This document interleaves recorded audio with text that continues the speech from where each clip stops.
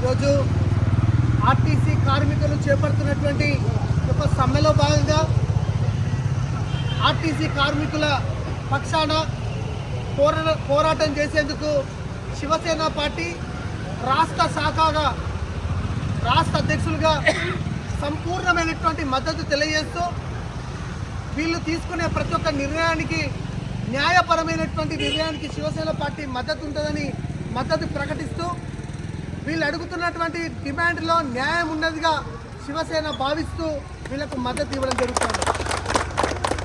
RTC కార్మికులు ఎప్పటి నుంచో కూడా వీళ్ళ దాంట్లో ఒక యూనియన్స్ ఉంటాయి, ఎలక్షన్స్ జరుగుతాయి. మరి రాష్ట్రంలో ముఖ్యమంత్రి పాలన చేయాలన్నా, ఎమ్మెల్యే చేయాలన్నా ఒక గ్రామ పంచాయతీ ఎలక్షన్స్ జరుగుతాయి, ఎమ్మెల్యే ఎలక్షన్స్ జరుగుతాయి. మరి ఆర్టీసీలో యూనియన్స్ ఎందుకు ఉండొద్దు? ఉండాలని కొట్లాడినటువంటి మొట్టమొదటి వ్యక్తి ఈరోజు రాష్ట్ర ముఖ్యమంత్రే కదా.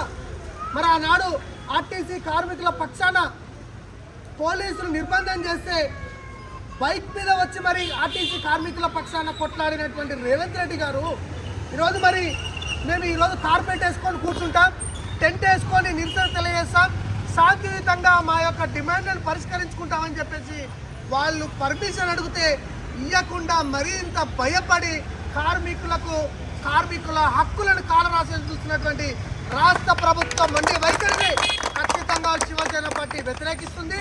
రాష్ట్ర ప్రజలందరూ కూడా దీన్ని చూస్తూ ఉన్నారని చెప్పి తెలియజేస్తా ఉన్నాం. ఏం నష్టమైంది? ఆర్టీసీ కార్మికులు రోడ్డు మీదకి వెళ్ళి ధర్నా వేస్తే ఏం నష్టమైంది? వాళ్ళు టెంట్ వేసుకొని వంట వర్క్ చేస్తే వాళ్ళ అన్నం వాళ్ళు వండుకొని తింటున్నారు, కానీ ఒకరిది గుంజుకొని తింటలేరు కదా. వాళ్ళ ఆస్తులు వాళ్ళు కాపాడుకోవాలని అనుకుంటున్నారు, కానీ వేరే వాళ్ళని అడుగుతలేరు కదా. వాళ్ళు పనిచేస్తున్నటువంటి ఆ యొక్క ఉద్యోగానికి చట్టబద్ధత ఉండాలి, ప్రభుత్వ ఉద్యోగులుగా మమ్మల్ని గుర్తించాలి, ప్రభుత్వంలో దీన్ని వీళ్ళని చేసుకోవాలి అని చెప్పేసి వాళ్ళు అడుగుతున్నటువంటి న్యాయపరమైనటువంటి డిమాండ్ని కాంగ్రెస్ పార్టీ మేనిఫెస్టోలో పెట్టింది. మేనిఫెస్టోలో పెట్టినప్పుడు మరి కాంగ్రెస్ పార్టీకి సోయి లేకున్నదా? మరి కాంగ్రెస్ పార్టీ తీర్చలేనప్పుడు కాంగ్రెస్ పార్టీ మేనిఫెస్టోలో ఎందుకు పెట్టాల్సి వచ్చింది? మరి వాళ్ళు తీర్చలేని ఆ యొక్క డిమాండ్లని కాంగ్రెస్ పార్టీ ఎందుకు చెప్పాల్సి వచ్చింది? ఎందుకు దాంట్లో పొందుపరచాల్సి వచ్చింది? సమాధానం చెప్పాల్సినటువంటి బాధ్యత సోనియా గాంధీ పైన ఉండదు, రాహుల్ గాంధీ పైన ఉండదు, పిసిసి అధ్యక్షుడి పైన ఉండదు.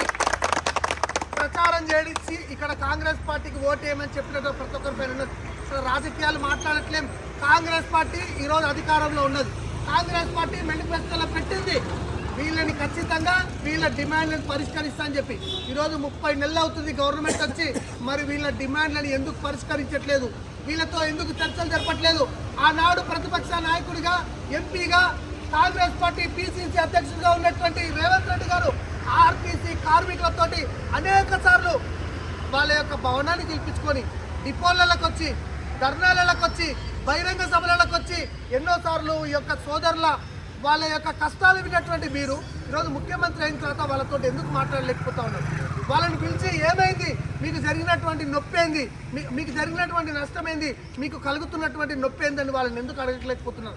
అంటే అధికారం రాకముందుకు ఒక లెక్క, అధికారం వచ్చిన తర్వాత ఒక లెక్క ఉంటుందని చెప్పేసి ఈరోజు మేము ప్రశ్నిస్తూ ఉన్నాం.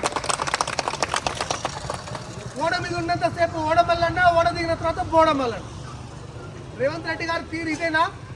రేవంత్ రెడ్డి గారు ఒక ఉద్యమకారుడు అని చెప్పేసి, రేవంత్ రెడ్డి గారు ఒక మంచి చేసే వ్యక్తిలాగా ఉండాలని చెప్పేసి ఈరోజు వీళ్ళందరూ కూడా ఓట్లు వేస్తేనే రేవంత్ రెడ్డి గారు ముఖ్యమంత్రి అయ్యారు.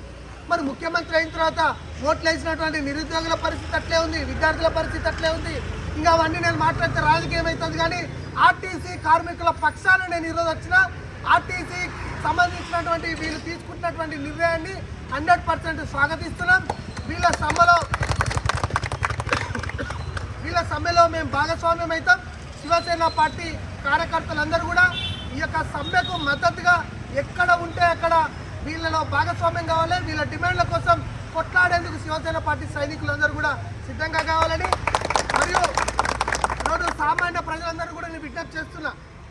మనకి ఏదైతే నష్టం వస్తే మనం ఏదైతే రోడ్ ఎక్కుతామో, స్టూడెంట్స్కి నష్టం వస్తే రోడ్ ఎక్కుతారు, నిరుద్యోగులకు నష్టం వస్తే రోడ్ ఎక్కుతారు, పోలీసు వాళ్ళకు కష్టం వస్తే కూడా వాళ్ళు కూడా రోడ్లు ఎక్కారు, వాళ్ళు కూడా ధర్నాలు చేశారు.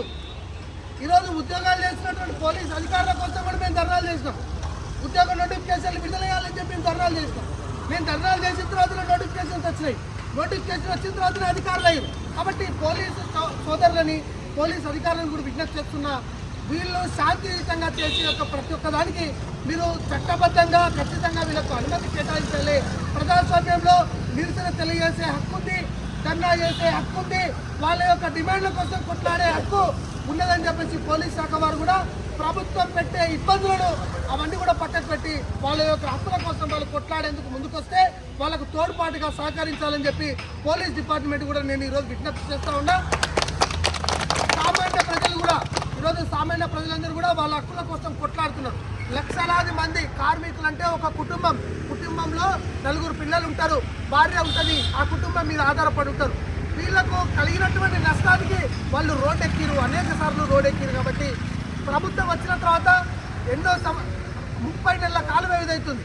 ఈ 30 నెలల కాల వ్యవధిలో వాళ్ళ డిమాండ్లు పరిష్కరించాలన్నందుకు ఈరోజు రోడ్ ఎక్కిరు. కాబట్టి మీరు సహకరించాలి, మీకు అవసరం ఉన్నట్టుగా వాళ్ళని ఆదరించాలి, వాళ్ళపైన వ్యతిరేక భావాన్ని తీసుకురాకుండా వాళ్లకు తోడ్పాటుగా నిలిచేందుకు సభ్య సమాజం ప్రజానీకం అందరూ కూడా తోడ్పాటుగా నిలవాలని చెప్పేసి పేరున ప్రతి ఒక్కరిని విజ్ఞప్తి చేస్తూ శివసేన పార్టీ మీకు ఎల్లప్పుడూ మద్దతుగా ఉంటుందని మరొకసారి మద్దతు ప్రకటిస్తాం. కార్మికుల ఐక్యత, కార్మికుల ఐక్యత, కార్మికుల ఐక్యత.